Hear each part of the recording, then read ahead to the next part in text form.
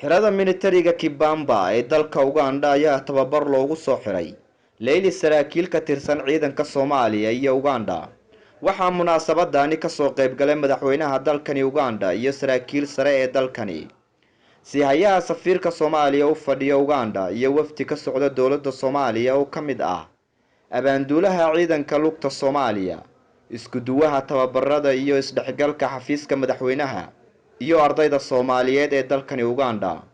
Madaxweynaha dalkani Uganda Yoweri Museveni ayaa markii uu goobta soo gaaray salaan sharaf ka qaatay ciidanka, iyadoo Leyli saraakiishani ay goobta ku soo bandhigeen dhoolatus ka turjumaya tababarkii ay qaateen.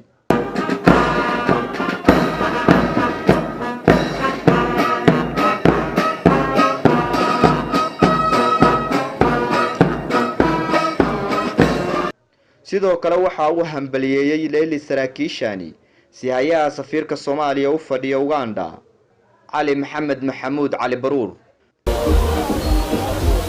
waxaan halkaan uga hambaliyeenayaa dhalinyaradii maantay meeshaan traininka ku dhamaysatay oo muddo sanad iyo 7 bilood ku jirtay. waa runtii waan la qaybsanaynaa farxadooda. waxaan leenahay hambaliyo dhalinyaradaas oo maaragtay ku dhamaystay traininka akadeemiyadda Kibamba. Bismillahir Rahmanir Rahim. anigu waa magacayga Maxamed Amiin Barre, ahana gudoomiyaha ardada Soomaaliyeed ee dalka Uganda. waxaan aad ugu faraxsanahay oo hambaleynayaa ciidamada xoogga dalka Soomaaliyeed ee tababarkooda ugu soo dhamaaday maanta magaalada Kampala dalka Uganda xarada militariga tababarka militariga ee Kibamba. waxaan leeyahay hambaliyo waxaan leeyahay Allah ka dhigo kuwii dalka wax ka bedel lahaa insha Allah taala. annagu aad baan ugu faraxsanahay. sidoo kale dhalinyarada tababarka loo soo xiray ayaa sheegay inay wax ugu qabanayaan tababarka ay soo qaateen dalkooda iyo dadkooda. marka labaad waxa sharaf Nabi sallallahu alayhi wasallam intaas ka bacdi maanta runtii anagu Leyli saraakiil badan oo Soomaaliyeed aad baan ugu faraxsanahay inaan ka qalin jabino dalka Uganda, gaar ahaan xirada tababarada ee Kibamba. runtii waa shay aad u qaali aad u muhiim ah.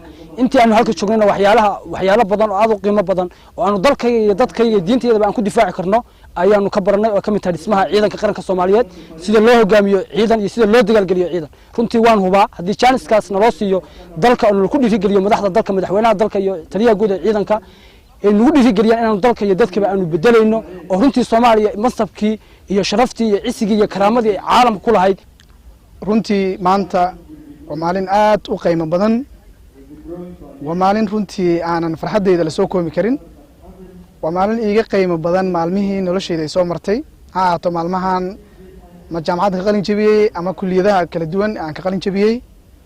waa maalin runtii aan goobjoog u ahay oon ka qayb qaadanayo qalin jabinta number aad u badan oo Leyli saraakiil ah oo ka soo baxay kulliyadda Uganda Military Academy Kibamba oo ku jiray muddo sanad iyo bar ah. taasoon goobjoog u ahay maalintay bilaabayeen ilaa iyo maanta ay dhammaynayaan. runtii waxaan aad ugu faraxsanahay inay yihiin niman aad u adag oo u dhabar adeegay dhibaatadii tababarku uu lahay.